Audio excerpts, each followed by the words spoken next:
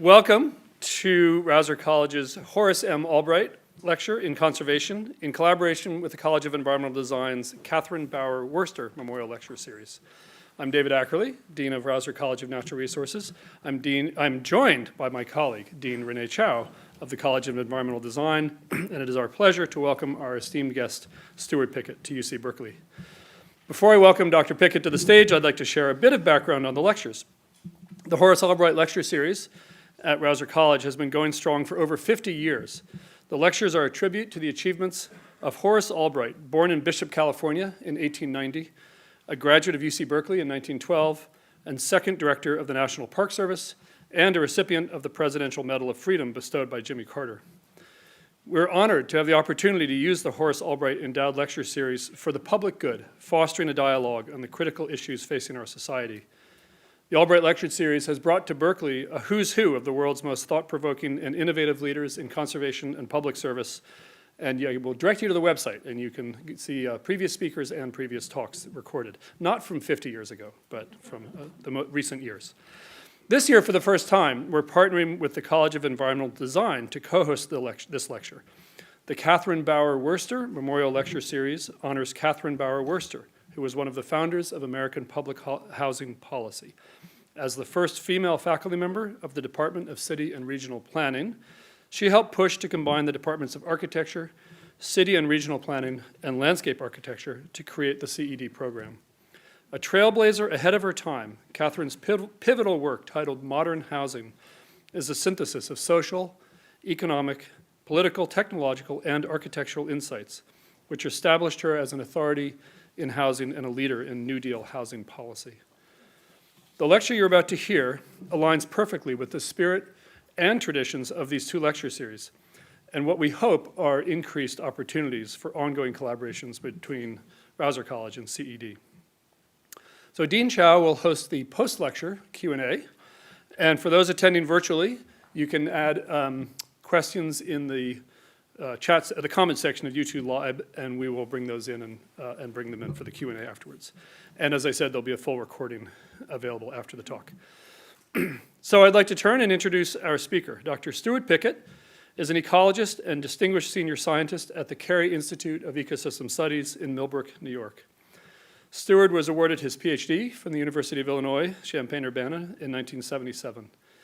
He specializes in urban and landscape ecology and was the founding director of the Baltimore Ecosystem Study Long-Term Ecological Research Project. He employs a social ecological research approach to the structure and dynamics of urban areas and complex regional landscapes. Recent urban ecology research focuses on the equity of green stormwater infrastructure and the ecology of segregation, which, as you'll see, is the actual title of today's talk, unlike the one you were invited to, which now we all want to hear as well, Stuart. He has worked in diverse systems, ranging from primary forests and post-agricultural old fields in the eastern United States, riparian woodlands in South Africa, and the changing peri-urban zone in China. He has produced books on natural disturbance, ecological heterogeneity, humans as components of ecosystems, conservation, bridging ecology and urban design, philosophy of ecology, and linking ecology and ethics. Stuart is a fellow of the American Academy of Arts and Sciences, the American Association for the Advancement of Science, and the Ecological Society of America. In 2011, he was elected to serve as president of the Ecological Society of America, notably as its first black president and its first openly gay president. In 2021, he was elected to the U.S. National Academy of Sciences. In 2022, he was the recipient of the BBVA Foundation Frontiers of Knowledge Award in Ecology and Conservation and the Ecological Society's Eminent Ecologist Award. I want to add a personal note that Stuart and I were trained by the same PhD advisor, the late Fakhri Bazaz. And today's not the day to share more about our deeply respected mentor, but what I will say is when I joined Bazaz's lab, and that was some time ago, Stuart was already a legendary figure from the early years of his career, as we did not overlap in graduate school. So Stuart was PhD student number 9, and I am number 32 from the legacy of that lab. And I've admired Stuart for many, many years, but mostly from afar. Our paths have not crossed frequently, and it has given me deep, deep personal pleasure to both bring him to Berkeley, but also we have spent some really extraordinary time together in the last 2 days leading up to today's lecture. And with that, I will turn it over to Stuart Pickett.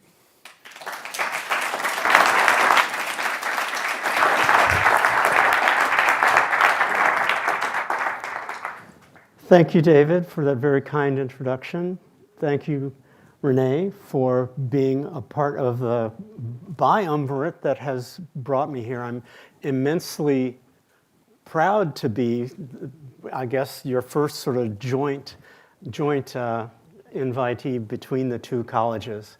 And that's something that I was, when David called me and made the invitation, I thought, how could I say no to helping signify the linkage between urban design or design in general. I will use that to encompass all of the sorts of things that go on in the College of Environmental Design, if I may, and the ecological conservation impetus of the College of Natural Resources. I apologize for not having the Worcester name up there. That's an error that I should not have made. I'm going to start with giving a homage to the ancestors. People have started giving land acknowledgements, and I'm a little hesitant to do that because it seems a little bit, just a little too easy. And so I'm not doing that. I'm going to use my own ancestors. And you see, by doing that, I'm going to also use a little bit of my family history to illustrate some of these issues of the ecology of segregation. So here's the faculty of Simmons College of Kentucky, the first college in Kentucky founded by African Americans. It founded in 1879. And I'm related to two people on that picture. And there they are, William H. Stewart, who was born into slavery in 1847 in Brandenburg, Kentucky, and his wife, Mamie Elizabeth Stewart. He was interim president of this college for 1 year before the gentleman in the middle of the front row became permanent president. And Mamie Stewart was a music teacher at the college and organist at the church that they attended. My great-grandfather, William H. Stewart, was the publisher of the American Baptist, which was the newspaper of the Black Baptist Church in the South.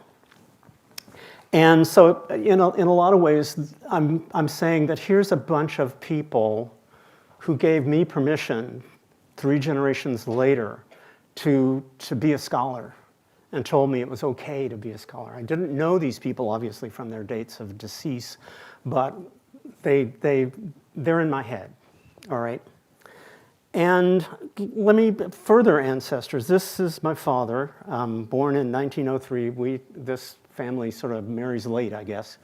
And he was among the first Black Boy Scout executives in the country. There was an experiment done in the late 30s, and there were 3 or 4, the sources are not clear.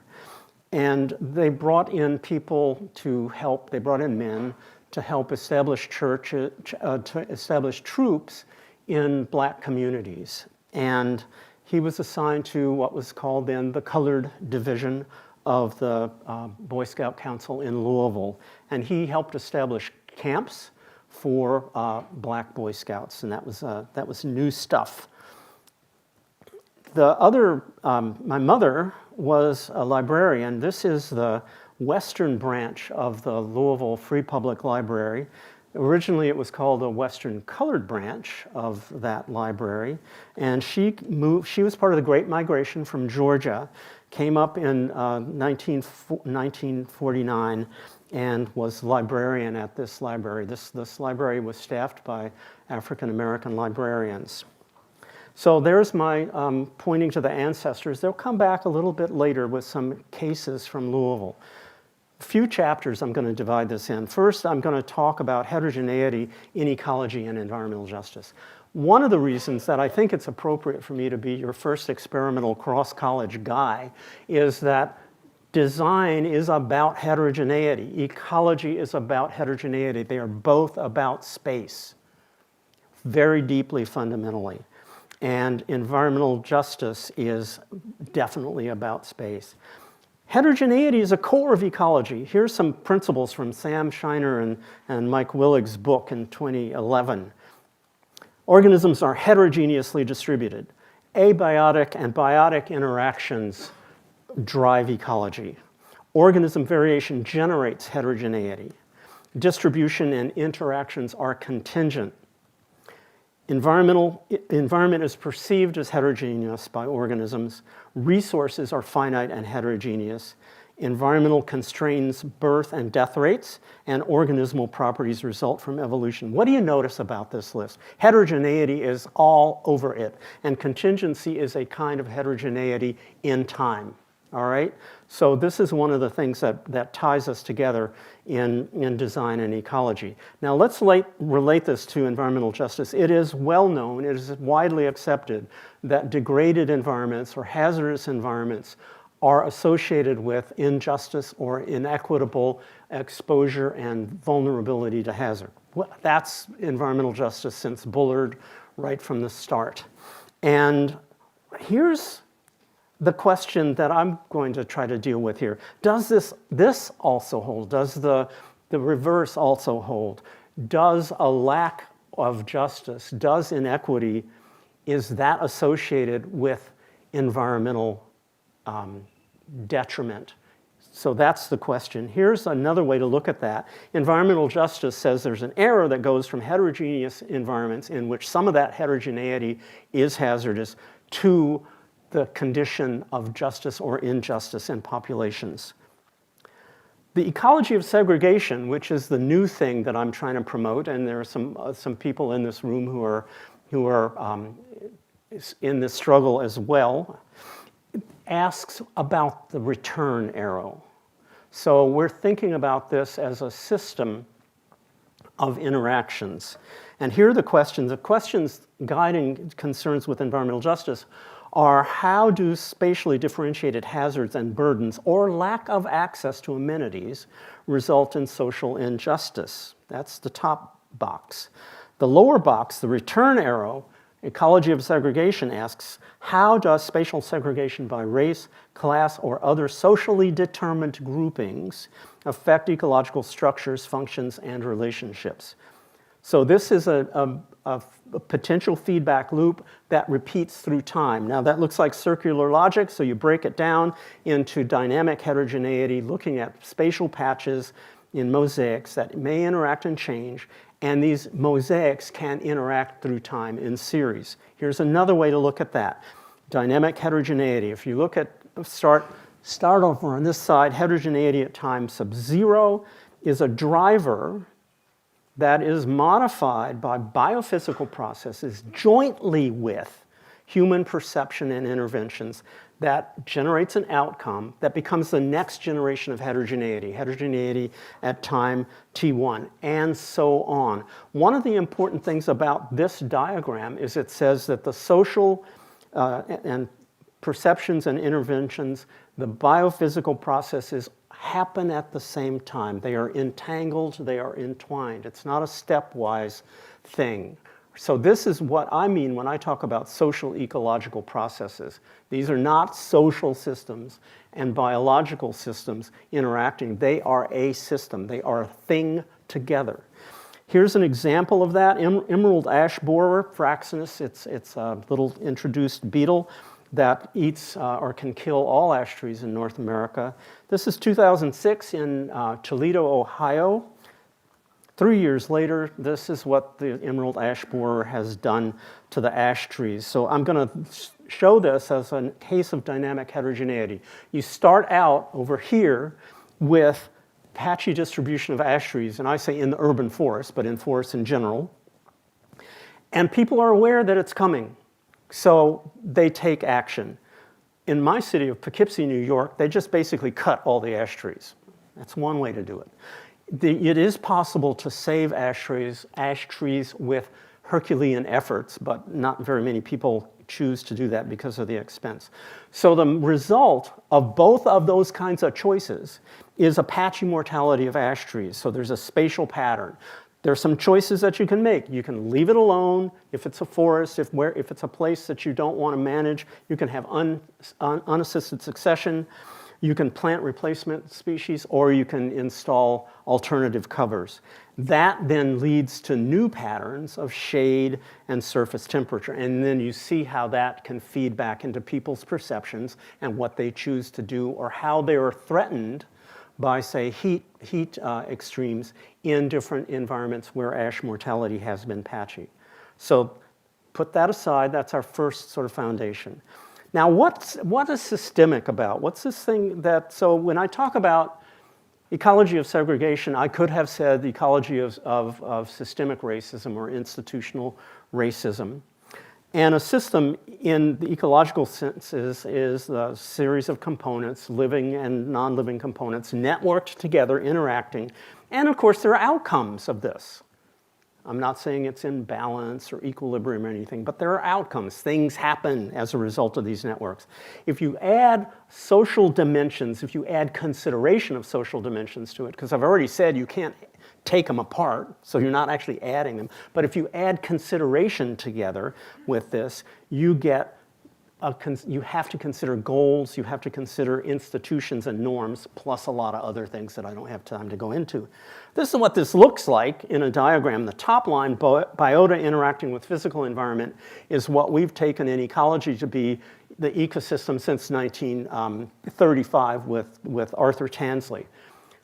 Simple, right? There's only one arrow. If you do urban ecology, if you do social ecological things, look at what you have to add. You have to add social structures, which includes things like politics, greed, economics, design choices, things like that. Then you also look at the constructed environment. Notice I don't say the built environment. I don't want you to think I'm just talking about buildings, because a lot of what we do to construct environments is moving streams around, damming streams, changing the face of the land. So that's a much broader case than just building buildings, which is a big enough deal in itself. Notice how many more arrows there are. This is why I'm so tired. Now, there's tools of systemic racism, or tools that support and generate ecology of segregation.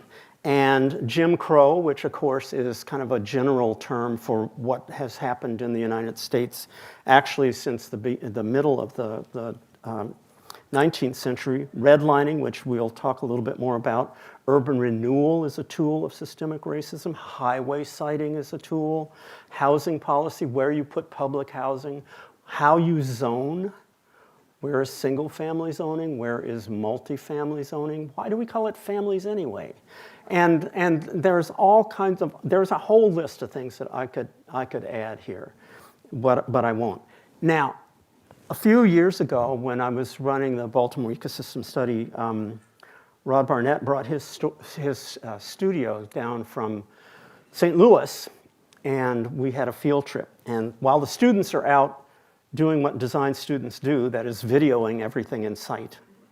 I'm kind of joking here a little bit. But you do have to watch out for them, because they're not watching out for what they're doing because they're so busy with their phones videoing. Rod asked me this question: why does this neighborhood look like this? And he knew the answer, but it basically allowed me to detail the tools of systemic racism. That's why this neighborhood looks like this, all right? When I got back home to Poughkeepsie, I woke up in the middle of the night the next night and said, you could ask the same question about this neighborhood, and the answer is precisely the same. Okay. Now we're going to look a little bit at redlining. This is one of the tools which I've mentioned to explain why any given neighborhood in 239 cities in the United States look the way they do. And when I say cities, I mean the cities, the downtown, the suburbs, the inner ring suburbs, the exurbs. It's all part of the same explanation, okay? Redlining was an enforcement of segregation, and I suspect that most people know what that means. But so during the Depression, the government was anxious to help people to afford and buy homes. And so they thought that one of the things they needed to do was to say, where would it be safe for financial institutions? Where would it be reliable for their return to let mortgages? And where would it be less reliable, more risky to do that? And the red areas are the areas, the degraded areas that say, don't do it. Don't do it. Yellow is, I kind of don't do it. Blue is, well, probably okay. And green is, give these people money. All right, sorry, I'm being a little glib. So, but this was done in 239 cities around the United States. It was a federal government program, but it was assisted. When the feds came in to help with this, the adjusters or the enumerators were local people. They were people in the local banks. They were people in the local real estate agency. They were the local elites. What that means is that they were applying their views of race and quality of people's financial reliability through a federal program. And now this is what this looks like for a particular neighborhood in Baltimore, and it's hard to read that, so I'm gonna blow it up a little bit. And I'm gonna read it, and it's gonna make me mad when I do. So this is an area near a really famous city park in Baltimore, north of downtown, a little on the edge of the avenue, Pennsylvania Avenue, which was sort of the main street of Black Baltimore. Now, so U.B. Blake and what's my favorite singer for the era? Billie Holiday. I mean, these people. This was the place to be. So I'm going to stoop down here so I can read this. The portion of the ward lying south of Druidle Park, and that's how you say it in Baltimore, Druidle, bounded on the east by Mount Royal Terrace, south North Avenue, west and Reisterstown Road. Description: an old residential section seriously threatened with Negro encroachments. A small section along Reisterstown Road consists of fairly modern two-story brick rows, mixed some Negroes with owners of long-standing, still occupying old residences, converted apartments containing white-collar, class-skilled mechanics, etc. Population 1930, whole ward 38,000 some, 10.5% Negro, 8.7% foreign-born, which was another strike against neighborhoods. Population increase since 1940 was 14.75%.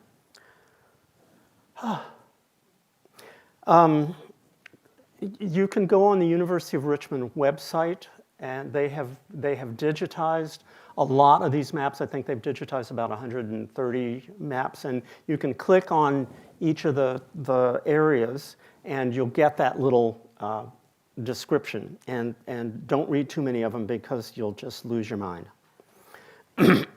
So segregation is a process of long-standing, and redlining is merely a slice through this ongoing process. And I think that's important to emphasize. It's an index of conditions and decisions and enforcement from the mid to late 1930s. Now I'm going to go back to my ancestors. This is the redlining map for Louisville, Kentucky, where I grew up. You all. And this is the 1937 map. And the same thing, red is don't give them money. Yellow is you'd be maybe not wisest to give money there. Blue, yeah, they're probably all right. And green is no problem. I'm going to show you a street map. That's the Ohio River. I could go in. Don't get me going on Louisville history. I love it too much. What do you notice about this? What does this street grid tell you? Should I let you answer that? The street grid tells you where the floodplain is and where the bluffs are, the highland is. The square grid, the rectilinear grid, is in the floodplain, where it's easy to make a rectilinear grid, except the curve of the river sort of messes that up. And then the highlands, which is hilly and a little bit more dissected, the street grid is much more sort of diffuse. It's also a little bit the case that that grid reflects the American suburban ideal of curviness and not long sight lines and things like that. I'm going to slap the redlining map under this. Look at this. Look at this. Okay, there's one blue area down in the west end facing one of the Olmsted parks. This is the house that I grew up in this particular nice Italianate mid-19th century thing, 2.5 stories. This is where that house was located. In the mid-1960s, urban renewal took this neighborhood for things like expanding the hospitals. Okay, that's putting some interstates through there too. And so when we had to get rid of that house, had to sell that house to the city, we said, well, we're going to live. So my father went looking. He was the one who had kind of flexible time schedule, and said, let me look up here in the Highlands. Some nice little house, a little sort of, let's look at something interesting. So this was the kind of house we looked at, not exactly the house we looked at. This is the kind of house we looked at. And my father, who, as you probably saw from the black and white photo that I showed of him, had about the same complexion that I did. The realtor didn't know he was dealing with a black man. And so when he discovered that he was about to do business with a black family, he cried and said that if I had sold you this house, I'd have lost my license. So that's part of the system of segregation, the system of institutional racism. So that didn't happen. All right. This was the house that we did buy. It's in the blue area down in the west end. It was block busting. It was a white neighborhood. White neighborhood. When the neighbors figured out we were black, they forbade their 2 little boys from playing with my brother. I was a little too old to play with them. And so we watched the neighborhood switch from white to all black. And there's another thing I should tell you, that this house, no long since not in my family. But about summer before last, I looked it up on Zillow. That very house, that address, worth $130,000.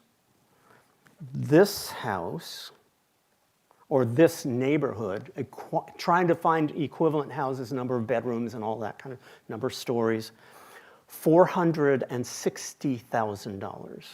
That's institutional racism. I'm not asking for a check from anybody, but that's institutional racism. So this is a system that's hiding in plain sight.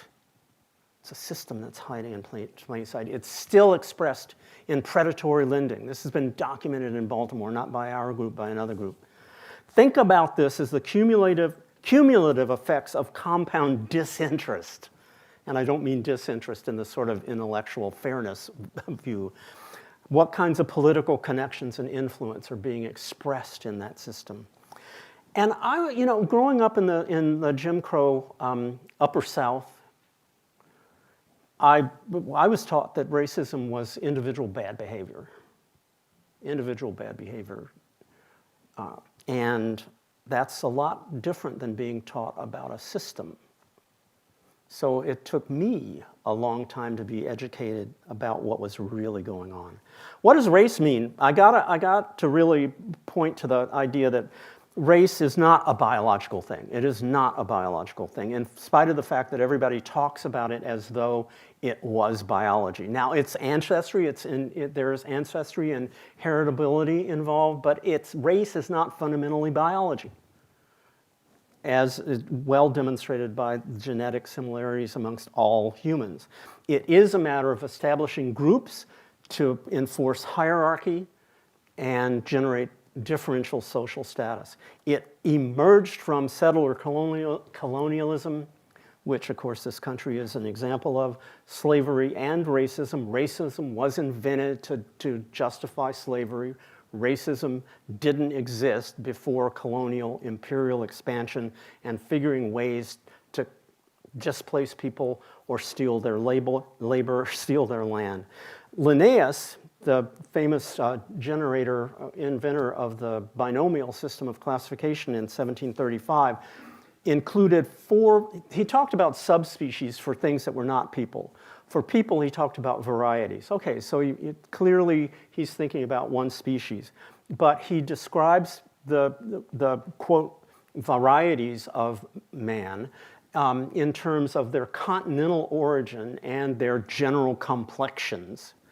Now, by the 10th edition in 1758, he had added to this sort of description by color and geography of origin characteristics which were clearly which established or reinforced the idea that what was the ranking? So white Europeans on top. What a surprise. I don't know. I think Asians, Americans, which meant Native Americans, and black folks, Africans. I mean, and the way that he described each of these groups in terms of intelligence, reliability, it's just, was there any data behind that? It was just assertion. It was just assertion. But it's the assertion that governed so much of what people did relative to racialized groups throughout the world.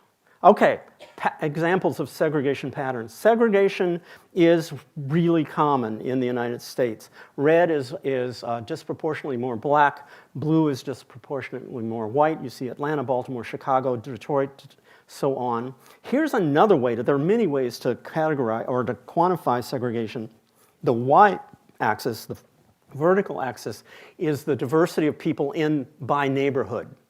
The x-axis is the diversity of people throughout the whole city. If it's a one-to-one line, that means your city isn't segregated, right? Where do all the points fall?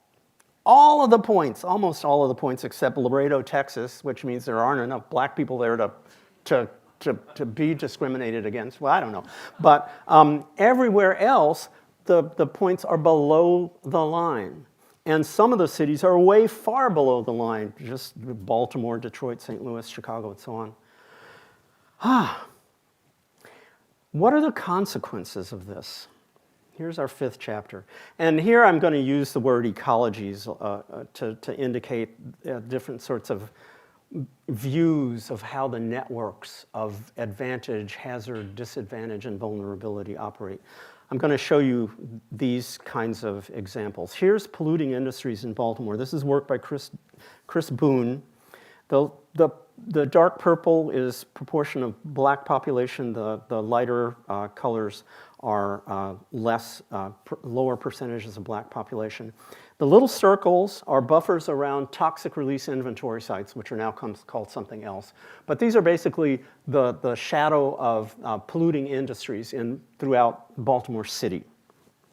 And what you find is different than what Bullard found.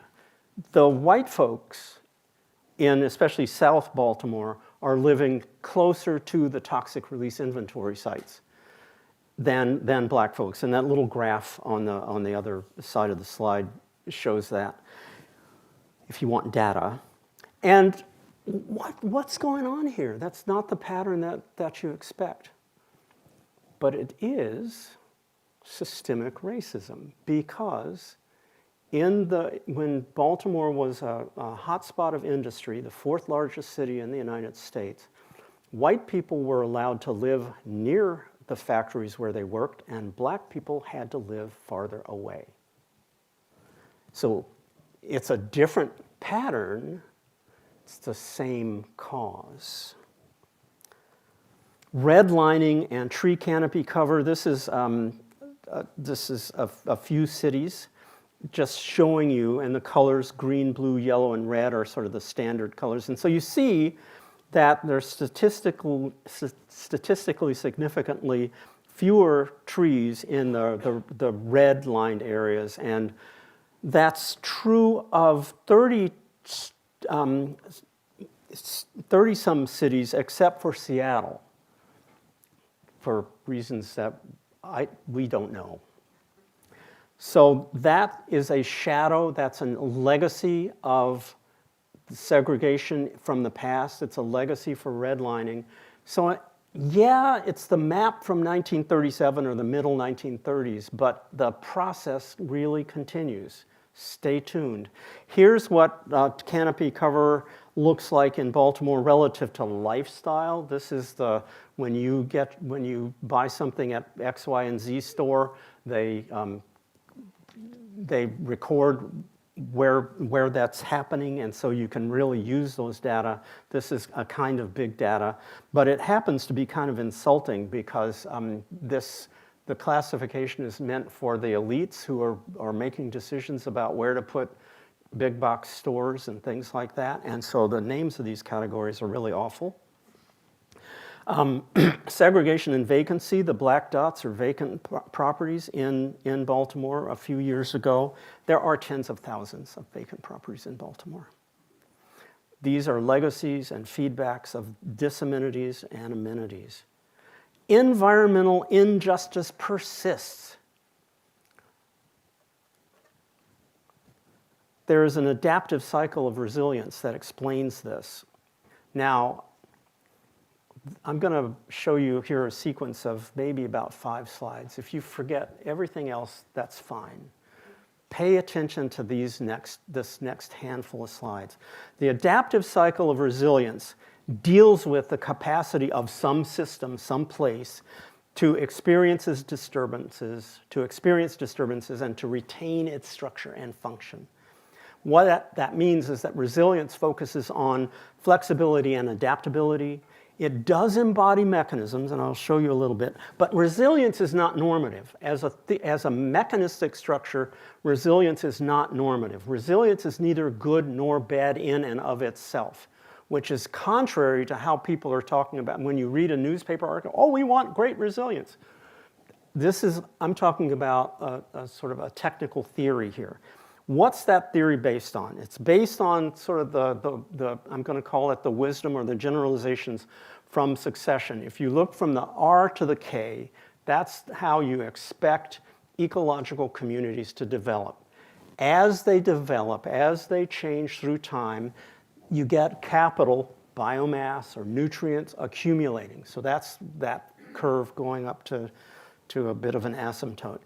Also, you get increased connectivity, increased networking. Those are expectations from succession theory. These are the idealizations, which is what theory does for you.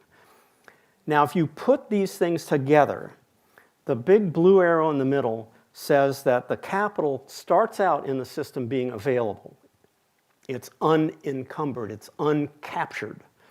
Whereas later in development, it is allocated. The capital is held within the system. The same thing with connectedness. You start out with low connectivity or connectedness, and you end with high connectedness. Now, if you look at the system, allocated capital and high connectedness, if there is a disturbance, what might happen? You would expect the resources to be released, to become available again. That would fuel the growth, which would lead to the increasing internalization of capital, and so on. This, as the little thing down in the corner says, is a zero-force law. That means that a system that does not lose resources after disturbance, or a system that can release resources after a disturbance, can keep going. It's a zero-force law. It's an idealization. Newton was pretty successful with that strategy. Now, if you have loss and lock-in, then you're not dealing with a zero-force law. You have to now explain what drives the loss, what drives the lock-in, what ways are there to overcome that if you're dealing with a practical system that you want to maintain resilience in the sense that I've explained it. All right. Pay particular attention. This is a map of a neighborhood in West Baltimore. It's kind of interesting. But you can see things like there's the church, the Mount Zion Methodist Episcopal Church, which they label as Negro. There's a public school. I've outlined the little tiny houses along the small streets and alleys. We call those alley houses in Baltimore. And you see the houses on the main streets are considerably grander.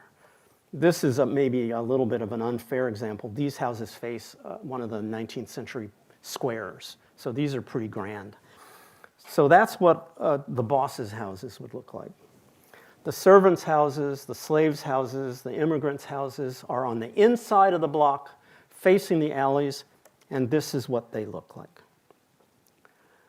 Now, in case you're wondering whose fault it is that the people living there live in nasty houses, it's the people who built the nasty houses to support the workers that could walk to the factories or walk around the corner and be the domestic workers in the bosses' houses.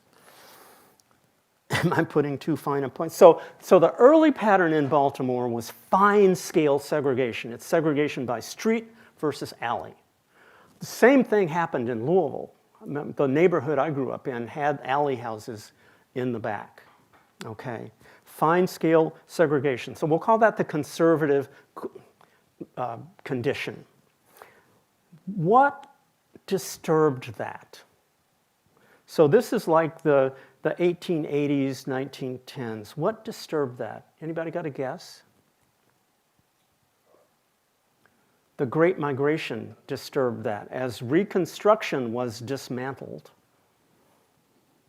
And blacks and poor whites fled the South. And you think, well, Baltimore's still the South, but it wasn't the South. There are more and more black people coming to Baltimore. You can't fit them all in those alley houses. So they start moving to other neighborhoods. And the elites, and you can attach a color to that if you want, because it would be correct. The elites say, we don't want that. So what they did in reorganizing the system, this social ecological system dealing with segregation, was they reacted to African American diffusion throughout the city by generating the country's first blockwise segregation ordinance that said that black people and white people have to live on different blocks. Okay? So that's a cycle of resilience, a disturbance, a reaction, a recovery. Next cycle. Let's start with the blockwise segregation ordinance. That's the conservative state that we start with for this cycle. What disturbed that? The Supreme Court in 1917 said, you can't restrict to whom a person can sell a house. It is their right to sell their house to whomever they want. So they invalidated the Baltimore, or they invalidated all ordinances like that. The ordinance that was brought before the court was the ordinance from Louisville, which the NAACP in Louisville brought. They brought that suit, and my ancestors were part of that organization doing that. So that's cool. So what then happens? What do the elites do now? Oh, darn, foiled again, curses, foiled again. They established neighborhood improvement associations and generated deed covenants that said you could not sell this house to a black person or a Jewish person.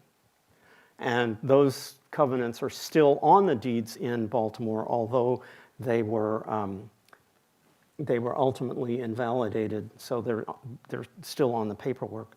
So that led to neighborhood-wise and district-wise segregation. So what do you notice there? There's a change in scale of segregation. And you take that out to 2020, and it's a little hard to see. I don't have the city boundary on here, but you see the green represents black folks, the blue represents white folks, and you see that butterfly pattern, which you saw in the downtown Baltimore. That black butterfly just extends. The white L keeps its place. So resilience of segregation is ensured. Now, this means that you've got a system that is deeply enshrined in how American cities work. I haven't done this sort of diagram for other cities, but looking at the patterns and knowing how the ordinances were laid out and the deed covenants spread throughout the country. Baltimore, when it established its racial segregation ordinance, was congratulated. Oh, brilliant, Baltimore, you're the first. How brilliant, you figured out how to do this. And so lots of cities mimicked that. And not homeowner association, the community development associations are things that have spread very widely. One of the important things about this is that segregation is something that is a regional phenomenon and really infects not just our cities. So, I mean, the thing about redlining, it's only in the city boundaries generally. There's some of the wards overlap the city boundaries. So you're not going to be able to do that analysis for larger areas in the country. But cities, it's pretty clear, and you see these kinds of patterns of segregation. You remember that one-to-one line that I showed you. So many cities and so many metro areas continue to have those kinds of patterns. So that's a kind of resilience. Another thing to say about this is that segregation of this sort and systemic racism, systemic colorism, systemic classism, discrimination on the basis of gender and sex, in how resources are distributed in cities and how vulnerabilities are managed in cities, is not something that only occurs in the 239 cities that were redlined in the United States. South Africa has an incredibly enshrined spatial segregation pattern, and apartheid as a system of moving people, black people, out of cities into crazy, crazy places where there was no water and not much way to grow anything. Well, that wasn't useful.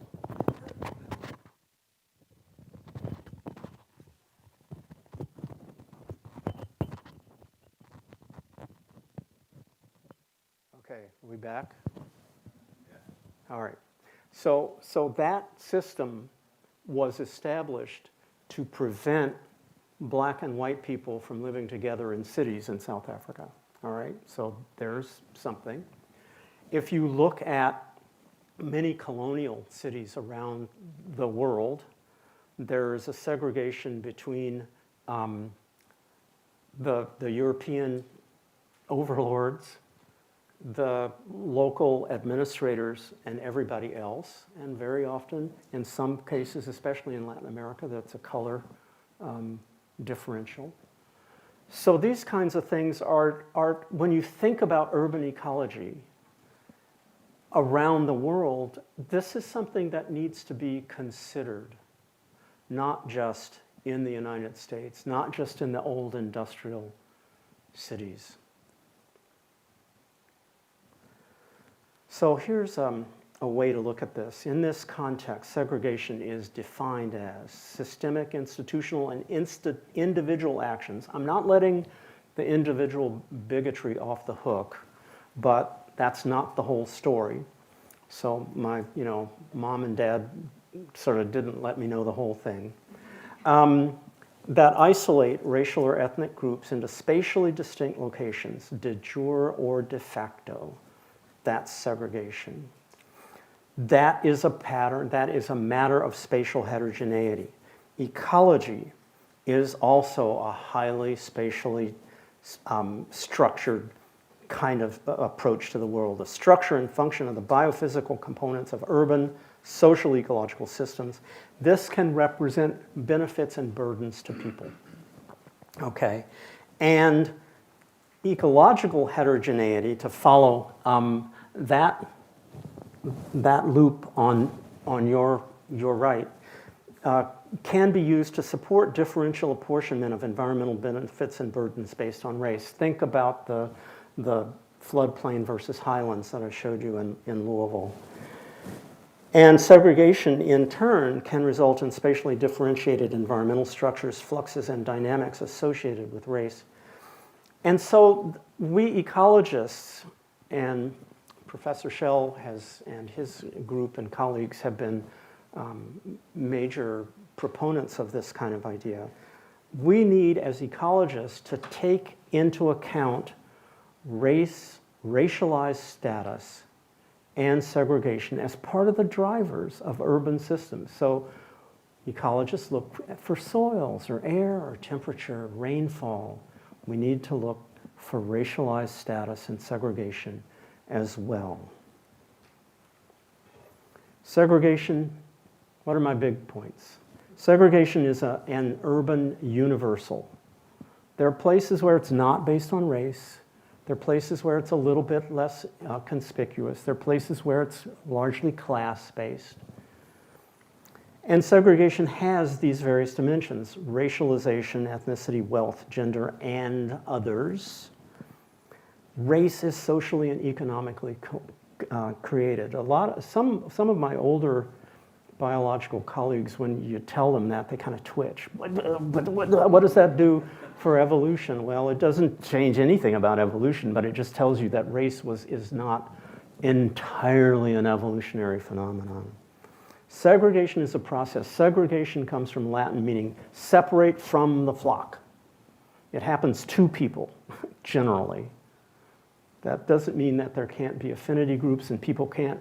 It doesn't mean that people shouldn't just determine who they want to associate with at various times and places. But segregation, in the sense that I've been using it, is something that a system imposes. The role of the world of the elites says who is out and who is in.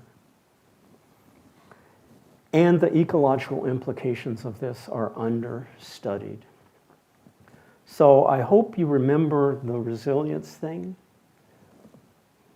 Segregation and racial disadvantage and the aspects of vulnerability that are associated with it, the denial of access to amenities that is associated with that, is part of a very resilient social process that has yet to be discovered series of ecological implications.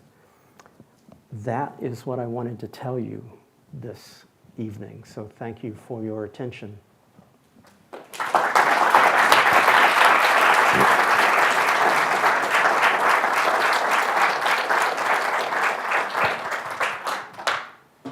you so much. David wants me to remind you that there's a glass of water there. I'd love to have a break. And I am going to try and call up some questions that are coming in off of my computer. Stuart, thank you so much. That was just an amazing talk. I'm going to think of the word resilience in a very different way from now on. All my work here is done. And I'm going to see if I can find the question. I want to start by opening it up to those who are here, and then I'll be looking for the online questions in a moment. Don't be shy, and I'm going to have you move into the spotlight, if that's all right. Over here. I wonder, do you know of any examples where cities or governments have taken steps that effectively changed that? that system is bigger than city governments. And you can point to things like better or more equitable location of affordable housing as a way to do that. You can think about improved transportation between residential areas and areas where work is concentrated. But think about what's trying to be overcome there. The whole post-war evacuation of jobs and industry from the city into the suburbs where it was cheaper to buy land and where the political structures were eager to have anything built on it. How do you compensate for that? I mean, and the cities aren't in charge of that, right? So I think we need to be aware of the richness of this perverse system and poke it wherever we can. One of the reasons that I showed this ecology of segregation as kind of a system is to say maybe a racist system requires an anti-racist response. And as a theoretician, that's my contribution to say, here's a structure to think about this that might help you to poke at the things you can poke at. Do you think legislation, so in California we have SB 9 that's showing up, which is trying to change single-family zoning to 4 lots. What is your thought about Zoning where is that sits within your cycles? where it's an anti-racist intervention potentially. So maybe an anti-classist intervention as well. I haven't thought about how to take the model and show how something bumps out into another cycle, right? We might establish new kind of positive resilience cycles. And so the changing the zoning seems very, very innocent, right? Seems very innocent. It's not.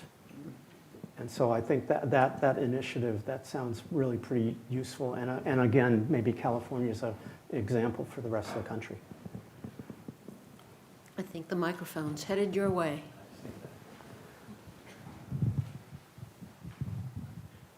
Thank you for your presentation. For me, it was very, very thought-provoking. I happen to be a forester by training, but I was born and have spent my entire life in urban areas. But professionally, I've always been just focused on non-urban areas until very recently. And I'm wondering if you could speak or elaborate a little bit on institutional racism when it comes to access to green space, to shade from trees, tree shade from hot sun, et cetera. Could you maybe elaborate a bit on the urban area and trees, forests, urban forests, and institutional racism? You know, it's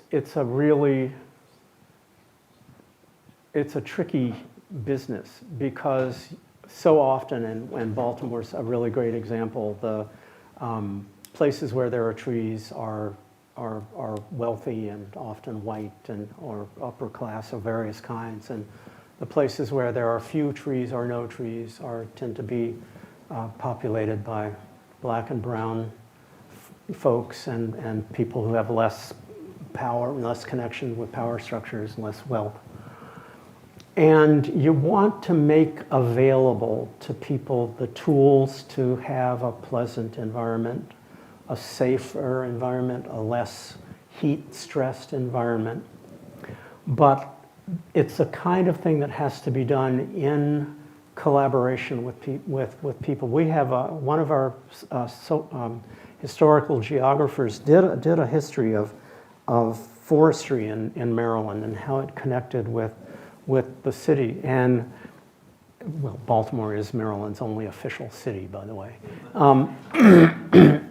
And one of the things that he found is that there's deep-seated dislike of trees in some communities. And like the Eastern European neighborhoods in East Baltimore, the city forester went in to help people with trees, and there's a quote in this man's book, Jeff Buckley, that says that the city forester said, I would have thought that giving people trees or having trees planted in various neighborhoods was just the easiest thing to do until I tried to plant trees in front of people's houses. And people would say, if I wanted a tree, I'd live in the country. And one woman from Eastern Europe said, I want pure unadorned concrete. So there are different viewpoints, you know. I mean, I love trees. I walk around the city of Poughkeepsie and I say, God, why aren't there trees here? Why is it so hot? Why? I want trees on my walk. But there's a real need to have conversations and to understand where people are coming from. Maybe some of the people will end up being convinced that trees are a good thing.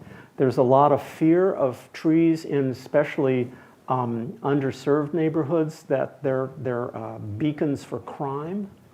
And how do we deal with, as people who've studied this, and you look at the city as a whole, and the places where there are more trees, regardless of income or racialized category, are places where there's less property and violent crime. So there's a real need to have discussions, to sort of talk with people, to find out what their fears are, and maybe help understand some other ways to think about trees.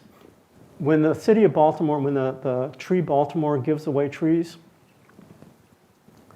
the rich white people come and get them. Nobody else comes and gets the free trees. So there's a culture of trees, and there's a culture of something else. And we need to know better how to deal with that.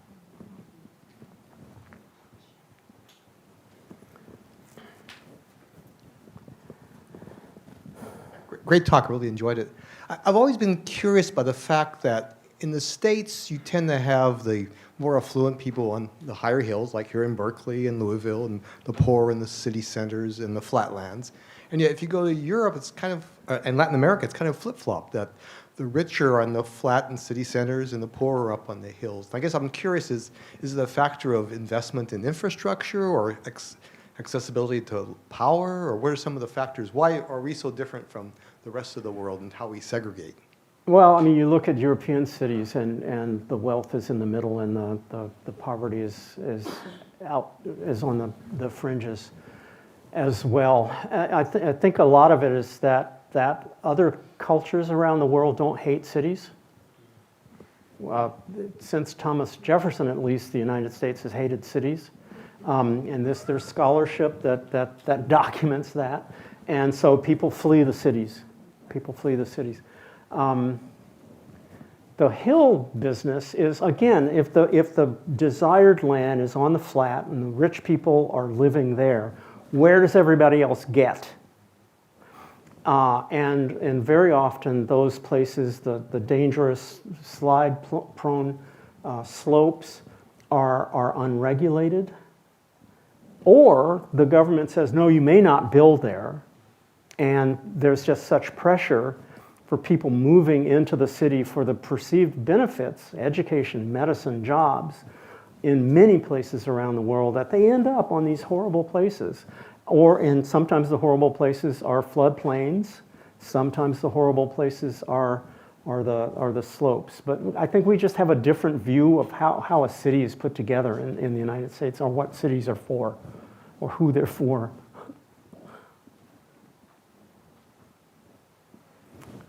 I'm letting you call for the questions, because I can't really see. One more right there, and I have one sitting right here.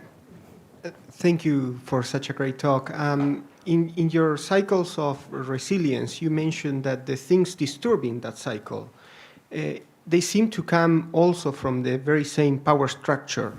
Yes! Thank you. Bingo! The question is, are there any examples of grassroots social movements or other types of disturbances that may come from a different place, not the same power structure? Yeah, there are some, and I could model those. I haven't done them yet. Some of the histories of highway construction or stopping highway construction in Baltimore is a good example of that. What else? That's a really good example.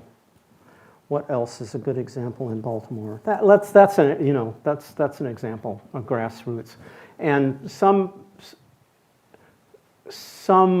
effort is being paid by community groups on how to manage local vacant lands, how to manage vacant lots, how to care for vacant lots. Obviously, land trusts have a role to play there. That's another example. Sorry, I'm being a little slow tonight. I'll take the one in front and then in back. Okay, so I may give you a slightly hard one here. So you had mentioned how we have a cycle, right? And this resilient cycle essentially is propagating segregation in multiple generations. So it stands to reason that some type of anti-racist strategy with the same amount of energy is needed to be able to disrupt the cycle. Yeah. But it seems like some metaphysical multiverse theory where we have to be able to have enough energy to disrupt that system. So is that even possible in a system of capitalism that was built on the very basis of segregating peoples? I hope the answer is yes, but it's just a hope. I mean, what I'm capable of doing is pointing to a structure, and hopefully people who are better at thinking about social movements or fomenting social movements than I am can say, all right, here's how we as experts in organizing and energizing populations and trying to manipulate where possible power structures. That's what seems to me to be possible. Yeah, but how do we live in capitalism and mess it up at the same time?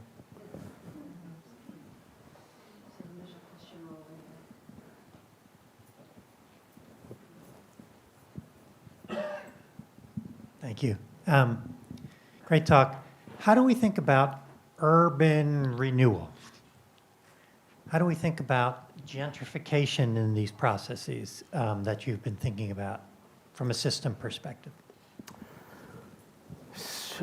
Gentrification is often spoken of as a natural phenomenon. It's just we have a market, and that market, if you improve the environmental quality in a neighborhood, the market will drive up the prices, and that means that people who are on limited means will not be able to continue to pay the rents or buy houses there. That's a matter of policy. That governments, policymakers, activists can work to put in place constraints. Yep, I'm going to say it, constraints on the market. That's one of the jobs of government, is to manage markets. But we have a myth in this country that the market is managing everything else. And urban renewal? Oh God, urban renewal. I mean James Baldwin called that Negro removal. It's another tool of it. I mean, in my history, my family history, we were pawns in the real estate industry, generating more profit by scaring white people with me. You know, so urban renewal is kind of a mess. And you think about those little houses, the alley houses in Baltimore. Those were some of the main targets. There's still a few standing, as you saw, because I took those pictures. These alley houses were major targets for urban renewal. A lot of them didn't even have sort of a connection to the sewer system. And so yeah, was that a good thing? Because they were built to be crap, right? And they were crap, and they hadn't been maintained. So what's the option? But how do you manage to improve people's housing without leaving them in the lurch? Urban renewal is, I don't have this is my personal bias. I think that urban renewal is a highly misused, has been a highly misused tool. Sam, right in front of you, or right next to you? Either way. Okay. Yeah, thank you again. A really, really lovely talk.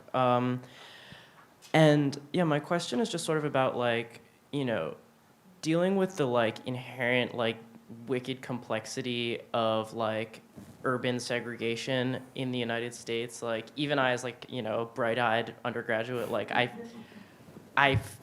don't know what to do. Like who, like, are there any, what countries or cities around the world are doing it right? And do you realistically think that it's possible to implement any of those in the US, considering the like complex history and also like things like the abysmal public transit and things like that? Who's doing it right, and do you think it's possible in the US? Okay, that's a really good question. I think there's some nice examples, like in Concepcion, Chile, for example. I don't have the details, but so I think there is possibility. But I think a lot of us are just going to have to get angry and kick social movements into action. Because, yeah. One last question.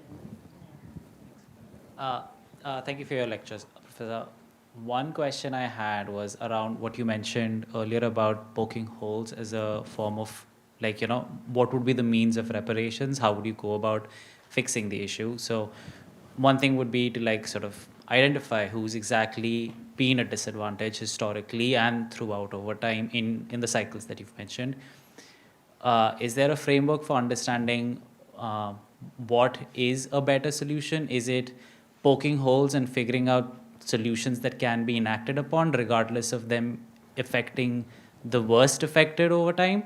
Or is there some need to actually be good at identifying who's been most affected so far across state lines, because policy affects different jurisdictions, and then kind of like, you know, building a plan around that? So A, is there a framework for such sort of thinking around policy-based reparation? And then B, how would you actually prioritize people or communities? This may not be the most, this may not be the best response, but one of the things that I think is really important is to have us all, have society understand that the conditions in segregated places are the result in large part of something beyond what the people in those places do or have the capacity to do. There is way too much blaming the people who are in vulnerable and hazardous positions and unempowered positions, blaming them for that. And I think we need just to, one of the reasons that I think that this kind of framing or this kind of model, this kind of conceptual model is important is that, yes, it's a wicked problem, but I can point to some high points that help you understand the negative resilience of this. And once you understand the negative resilience of this, you can begin to say what kinds of places, what kinds of interactions might be something that you can approach. It would be nice to say, well, let's just start all over. Let's just start all over. But, so I think that's why I stopped blaming people for living in slums. Slums were created. And we need people to understand, we need society as a whole to understand that this is something we've all created, and it's wrong. And how do we get some moral courage to attack the parts of it we can?